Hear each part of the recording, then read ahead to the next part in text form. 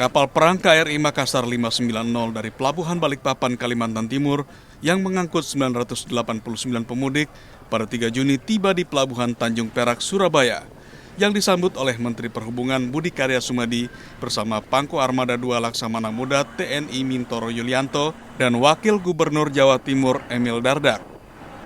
Ini merupakan program mudik gratis yang digelar Ko Armada II bekerjasama dengan Kementerian Perhubungan dan BUMN, di mana seluruhnya menggunakan 3 armada kapal perang yang selain tujuan Balikpapan Surabaya, juga tujuan Jakarta Pontianak dan Jakarta Lampung.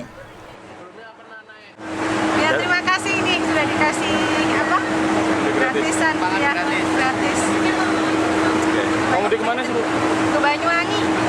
Untuk laki-laki 550 orang, perempuan 319, kemudian anak-anak 120 orang, sedangkan TNI Polri 120 orang, dan 1 kendaraan, tidak ada motor.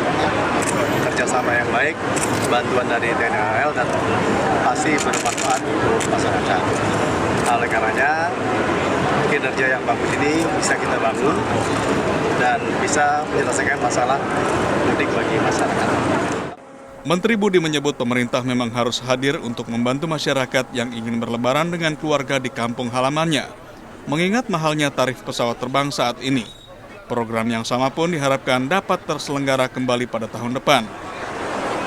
Dari Surabaya, Jawa Timur, Hanif Nasrullah, Kantor Berita Antara, mewartakan.